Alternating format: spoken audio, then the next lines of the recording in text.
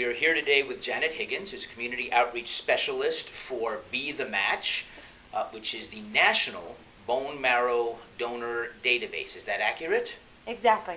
It's kind of hard to say, isn't it? Okay, but thank you. So we're done here now. Yes. So, thank you so much. Yes. Tell me what you do in connection with this, and then tell us a bit about Be the Match itself. Okay. Well, you're correct. Be the Match is the National Bone Marrow Registry. We did change the name to Be the Match about 2 years ago because National Marrow Donor Program was a mouthful to say, and a lot of people couldn't remember what we did. So we changed it to Be the Match. People think it's a dating service now, so it's a little bit connecting tricky. People one way or the other. It does, okay? Anybody way I can get people to my table. But yeah, what we do and what I specifically do is I reach out into the community and I try to get people to sign up on the National Registry. Really, that's what I do every single day. I do it sometimes 7 days a week. If I have to, I do it 14 days in a row. Because there's such a need to add people onto this National Registry, and it's very, very difficult. People really, today, if they hear the word bone marrow, they automatically cringe and they run the opposite way from me. And what people don't realize is that the program has changed so much today. If people only knew more information about what we do today, I think I'd get a lot more people coming up to me. In fact, today, most of the time, they don't want your bone marrow. And when I say that to people, they're so surprised. They're like, what? I thought it was always painful. I've heard horrible stories. I said, well, it's 2012. Medical technology is advanced. There's a much better and easier way. We actually do a couple different procedures now, and the most common one is not surgery whatsoever. Now, is that for the donation process? That is for the donation process. How do I join the database? What do I do to join the database itself so that if I happen to be a match with someone, I am accessible? Yeah, it is so simple. In fact, I even brought a sample for you today. Basically, for you to join the registry today, it's a 10-minute process. We don't even, take a blood sample from you.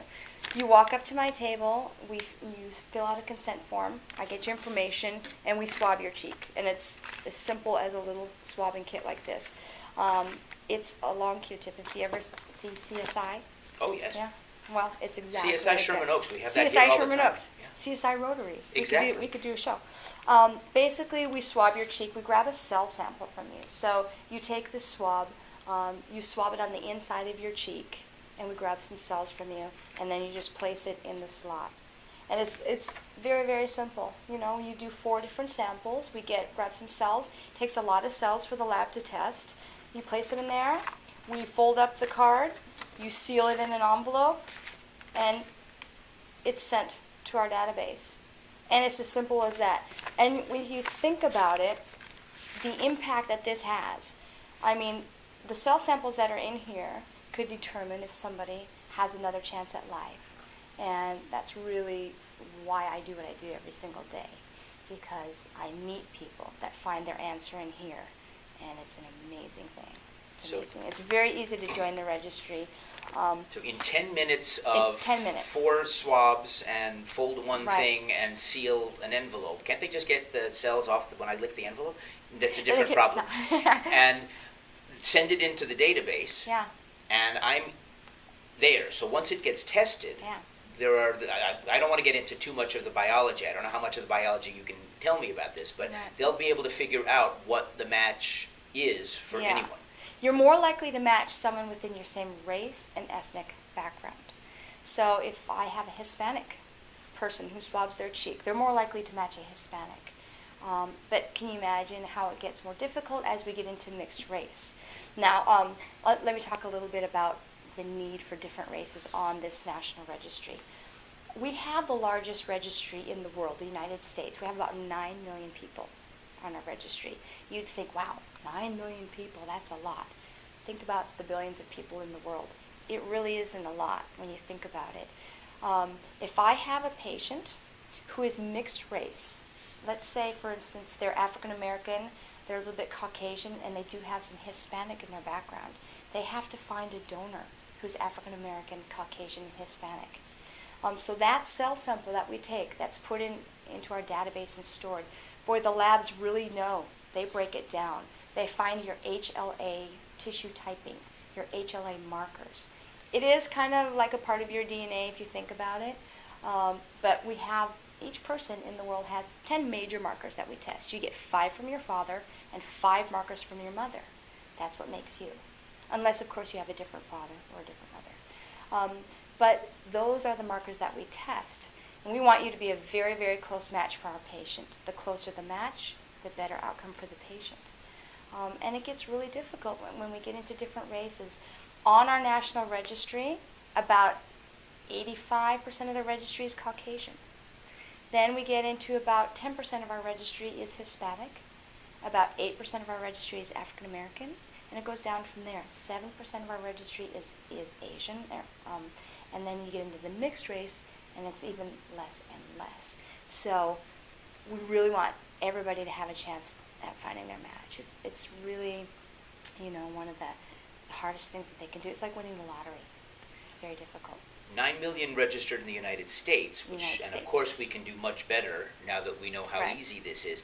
What is the worldwide total? Is there a ballpark figure for how many people outside of the United States are registered? Well, I don't know the exact total in the world. I do know that each country does have their own registry. We do work together. If I have a patient here who does not find their match on our registry, they do search other countries, specific to where that patient is from. And what's really kind of great about today is in our technology, in our age of technology, we can find that match pretty quickly. And we can actually, the donor doesn't travel like they used to. People say, do I get to fly to Germany if the patient I match is there? No, you don't get to. Nice try, though. You donate here, and then a medical courier takes that donation to the patient in that country. But we'll send you a postcard. Yeah. As a matter of fact, when 9/11 happened, the only plane in the air was a National Marrow Donor Program plane taking cells to the patient. That was the only plane that was in the air that day. That was allowed to fly. That was allowed to fly, accompanied by fighter jets. But really, when you think about the impact of that, that was amazing. Yeah. We know that there's an international connection with this because we actually have a friend right now who has recently received a bone marrow transplant from a donor through this database system in Israel. Right. We don't know who. Is it more likely to be male to male and female to female? It doesn't matter. No, it doesn't matter. So I can safely say we don't know who this person in Israel is, male or female, but we like him or her very much. Yes. Because probably never knowing any identities, that person's helping save our friend's life. Absolutely. You do have the chance to meet if you're a match for somebody, you do have a chance to meet the person, which can be very emotional and just an amazing thing. They do ask that you wait a year after that patient has the transplant. Then you guys can start to correspond, and if you wish, meet. And we do have a lot of donor-recipient reunions. It's emotional every single time. One of my dear friends had leukemia, and she met her donor, and they're still friends to this day. They, exchange Christmas cards, and my friend today is 45, and she was diagnosed at 18. And her donor just happened to walk along. He was in college, stopped by this donor registry table, did this, short little swabbing thing, and saved her life. And that's really what I do every day. I just want to add more people on that registry, every person I can get. You might never have to donate, but you might be called upon. In fact, most people who join the registry never get called. Very few people actually are lucky enough to be the match. And I do say lucky enough to be the match because when we call somebody and we tell them, hey, you're a potential match for this 33-year-old woman, they're so excited. We want them to be excited because we're going to hold your hand through the whole process. It's going to be one of the most amazing experiences you've ever had in your life. It will change you as a person forever, as well as the patient. You can look at yourself in the mirror and say, oh, what an amazing thing I've done.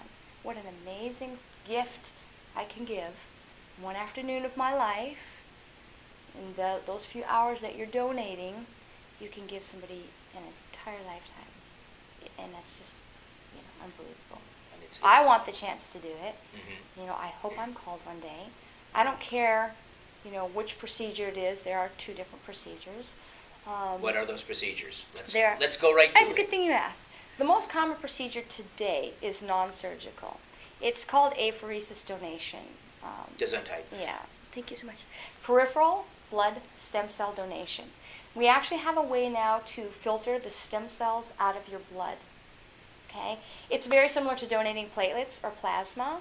A lot of blood donors, people who donate blood on a regular basis, they're familiar with the feel of donating blood. Really, for us, it is a much more involved process than donating blood. But, as far as painful, it really is not. What I tell people is it's uncomfortable. I'm very honest with people. It's a long day for you. It's a long donation day. You're going to be there for 5 or 6 hours. We're filtering those cells out of your blood through a machine called an apheresis machine. You have another needle in your arm that returns the blood that we don't use to you. So basically for 5 to 6 hours, you're in a very comfortable chair, being very well taken care of. Bring your iPad, bring your Kindle, and you're going to be reading and just hanging out with us for about 5 to 6 hours. Can I have that without going, if I'm not needed as a donor, just 6 hours of quiet? Sure. Nice, thank you. I think you're going to the spa. Mm-hmm. Take a spa day. Yeah. But when you think about it, people are like, oh, 5 to 6 hours? Yeah, 5 to 6 hours. But every hour you're there, you could give somebody another year of life. Yeah. You think about it that way. That really is the most common procedure. Blood stem cell donation. About 80% of the time, that's what we're going to ask you as a donor to do. Most of our patients need those stem cells. If you think of, I put it in very simplistic terms, a car having an oil change. The patient is the car. They have a blood cancer like leukemia, lymphoma, sickle cell, aplastic anemia. Chemo is no longer working. Radiation is no longer working. The drugs are no longer working. They have to have that bone marrow transplant. So we get rid of that oil in that car through chemo and radiation. You as a donor, now that's our brand new oil and filter right there. We're going to siphon out those blood stem cells and give them to the patient. They're going to have a complete oil change. Okay? They actually would take on your blood type. They'll take on your immune system. If you watch Desperate Housewives, they will want to watch Desperate Housewives. No, not really. I haven't seen Desperate Housewives. I know people who have. Yeah. But honestly, they do. Can we go back to CSI? You do, yes. You do. The patient will take on your blood type, which is very interesting. They'll take on your immune system. Yeah. They'll have your blood type for the rest of their lives. So My blood type it's is an B amazing positive. thing that they can do today when you think about what they can do with those blood stem cells. And then there's the other procedure, the one that people cringe and they get scared of. But let me tell you, today it's a lot easier than it used to be. The other procedure is the actual bone marrow donation through the top of the pelvic bone. Now it is surgical, but they put you completely to sleep. They use general anesthesia. You're completely put out. It's, you do wake up and you are sore. You'll probably be sore for a good, 4 to 5 days. Some people, depending on the person, they're a little bit sore afterwards. It feels like you pulled a muscle in your back if you've ever pulled your back out. You get through it. Is it uncomfortable? Yeah, it is. But think what you've done. And we're finding that the people that need that procedure are mostly our pediatric patients, the younger ones who need that. So you have about an 80% chance of being asked to donate those blood stem cells while you're awake. You can watch movies if you wish. Then you have about a 20% chance of being asked to donate the actual marrow cells through the surgical procedure. And it is just where they actually go in with the syringe and they pull out some of those liquid marrow cells, about 1 to 5%. Everything that we take is a liquid cell that your body regenerates. We're not permanently taking anything out of you. So a lot of people don't realize that. So what you're donating actually is almost on loan. It's reformulated in your own body, whatever it is. Yeah. About how long does that take? Well, the stem cell procedure takes about 5 to 6 hours. Your body replaces those cells in 4 to 6 weeks. The surgical procedure is a little bit more recouping time after that bone marrow donation. But again, in about 4 to 6 weeks, your body replaces all of the cells that we take. So the question comes down to, if you happen to be even ever called to donate once you're in the database, would you give 4 to 5 hours on a day, and would you be willing to be a little bit sore for a week to give somebody a few years or a child an entire life? Yeah. So it seems relatively obvious. Is there any age restriction on who can be part of your database? Yeah, we take donors 18 years old to 60. People say, why only to 60?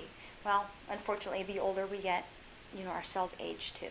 And the patient will have a better outcome with the younger cells. Actually, our best donors are between the ages of 25 and 40, 45. You get those young, healthy stem cells.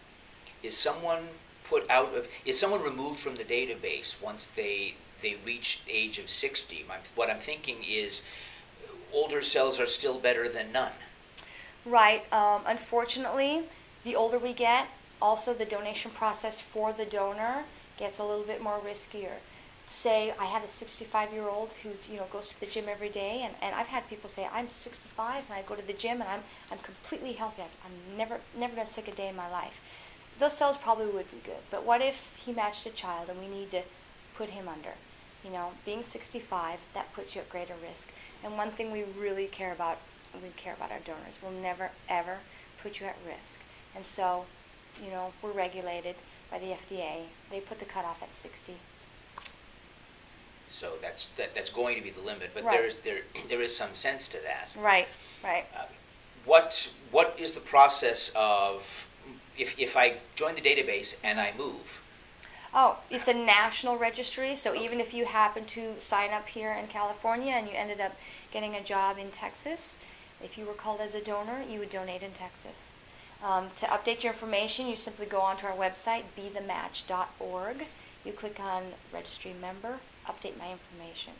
It should be very easy to remember to it's notify. so easy today. You can do it from your iPhone. Keep your information updated, especially your address, your phone number, and your email, so we can get a hold of you. Right. If you're a match. Yeah. About how long a process would it be? I'm in the database, and I'm a match for somebody. Right. You're excited. I'm excited about it. Yeah. It could be in the United States, and it could be somewhere else in the world, but I'm a match. Right. At that point, let's say you call me on Monday and say, guess what, great news, you get to save someone's life. Yeah. Okay, so starting from that Monday, I'm probably being more specific than you can be, but ballpark, take me through the process from that Monday of week 1. Well, that first call that you get, it's just the beginning of the process. The next thing we're going to do is work with your schedule. We're going to say, hey, do you have some time available in the next 2 to 3 weeks to come in for a blood test? Then that'll take a couple hours and you go in for that blood test. Guess what? You might not move on to the next stage. You might never hear from us. And that's happened a lot. I personally have had a lot of friends say, I was called as a match, I was so excited, I went in and did my blood test, I haven't heard anything. Well, who knows, you might not have been a close match. They might have done the next step and said, you know what, we did the blood work, not really close enough. So we move on to the next potential donor. So in all, it could take about 30 to 40 hours for you as a donor for the entire process. This includes that blood work. This includes maybe you coming in the next month for a physical. Now you're moving on to the closer. You're moving closer and closer to being the actual donor. They do the physical, which is the best physical of your life. It's an all-day thing, Boom, you're the donor. You now get to set up your appointments to come in to donate. Then there's a recouping time after your donation. So all in all, we say expect to give us about 30 to 40 hours of your time. Spread out over. It could be spread out over, honestly, several weeks or several months, depending on if we can get that patient into remission, if we can get them ready to receive a transplant. So there's so many factors involved, It sounds like it's unusual for someone to get the call and say, we need to do this right now. This patient is in imminent danger. Does that happen? If we called you, on a Monday, don't expect to have to be there on Wednesday, and for the surgical procedure. It doesn't work that way. It does happen over time. There are so many people behind the scenes making it all seamlessly work. And really, when it does all work and come together, it's amazing. We're finding today that people are living longer and longer with these diseases, that people that have transplants are very often have an entire lifetime with their children and their family because of this. It really has changed over the years. It's really not the scary, awful thing that people think it is. And if I can just get them up to my table long enough, give me 5 minutes with you. I say, give me 5 minutes, and I will tell you really, how it is today, and then make your decision. make your decision, let me inform you, and let me tell you how it really is, because we could save so many people. And if you say yes, I'll only need about another 5 minutes right now. Right. So it doesn't sound like a difficult, onerous process to get in the database just in case. I've heard different things about I don't want anyone to do this. I don't want to encourage this, but can you change your mind if you're called? Yeah. You're in the database, but you're giving of yourself. You're volunteering. At any point, you can change your mind. Absolutely. People say, "Well, it's just a cheek swab," but I can say no if they call me, right? Yes, you can, but I don't want you to. Right. So I say, yes, you can. Yeah. And remember what motivated you when you got the cheek swab. Exactly. Be very sure. Be committed to what you're doing. It is, everybody is scared of needles. I don't think I've met a person who says, I really enjoy a needle being put into my arm. But if you can stand a little pinch and a little bit of your time, you can just change somebody's entire world. When you look that person in the eye a year later, you meet that person, trust me, you're going to be thankful you did it. You're going to be very, very glad you did it. First thought in my head is, now imagine that you're not the donor. Imagine that it's your child, parent, brother, sister, friend who needs this. Mm-hmm. Don't you want us to find a match quickly? Yeah. So we're all very grateful to this person in Israel for joining the database. Right. Because that person was accessible to us. Right. What does Be the Match need, other than as many donors as we can possibly get in here? And I'm sure internationally it won't be difficult to find in everyone's country where they should go to find this. Right. What else do you need to make this happen? Right. As far as donors, of course, we need donors on the registry. We need more minorities on the registry. We're critically short of minorities on the registry. That's number one. Number two, money. Money, funding. We do, City of Hope is nonprofit. Be the Match is nonprofit. We do help pay for the testing costs. These swabs are very expensive. You know how expensive it is to test DNA. HLA typing is very, very expensive. We actually come up with the funding through donations to pay for the testing for each donor. And it costs about $100 for each donor on the registry. So if I go out and I sign up 100 donors, that's a lot of money. That's a lot of money that we're paying.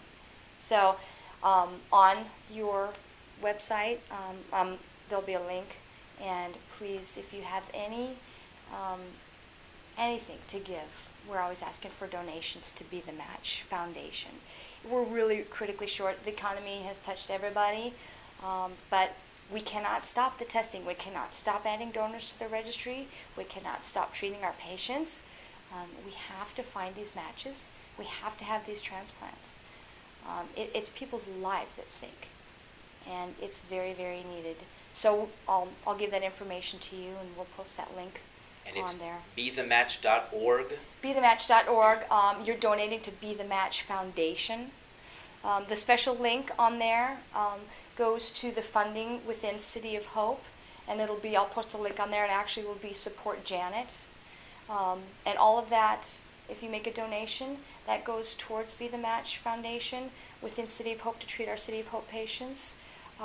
Just a little bit, even if it's a dollar, even it's anything that you can give is greatly, greatly appreciated. We do take in a lot of people that don't have insurance, and we treat those patients, and they're extremely grateful. I have a guy, Robert. He was self-employed. His business went under because of the economy. He went in, thought he had a cold. He got a call on his cell phone. They said, pull over. You have leukemia. You need to turn around right now and get back to the hospital. He had no health insurance. We took him in. We treated him. We found a match. He had a transplant. He's thriving today. And what he does to give back, he sits with me out in 103 degrees, and he helps me sign up donors on the registry. Now I have a story right there. His name is Robert, and he gives every chance that he can get. He's so grateful. He's so grateful for the donations that came in to help pay for his testing and his treatment. Has Robert met his donor yet? You know what? I don't know. It's been about a year, so... It's about time to I think he follow would be very, very excited to meet his donor. I should ask one question just out of concern, because I don't want to give anyone an excuse for not donating. Right. Are you permitted to choose to remain anonymous if that's what you want? Yeah, absolutely. That's certainly my guess, but we should get that. Because again, what we want to do is we don't want anyone to have a reason not to become part of a database that has the opportunity to save a life in any other way we can help. So if you're beyond the age of 60, one way you could give back is to make a donation on the link that I'm going to give to you. Or tell somebody. Tell somebody the next time you hear, oh, bone marrow, that's so painful. Oh, I've heard that's just horrible and awful. Please speak up and say, actually, I heard it's a lot different today. So I think just awareness, that would really help us. And for starters, that's what our Rotary E-Club hopes to start working on. So we're so thankful. We hope we can start working with you specifically. We'll start brainstorming ideas off camera in the future. I want more information, but I also don't want another beating from the club for going too long. So Janet Higgins, thank you for giving us your time today. And BeTheMatch.org is the next place to check out. Be the Match. And there it is. And thank you for being with us. Thank you so much. We'll stay on this. All right. Thank you.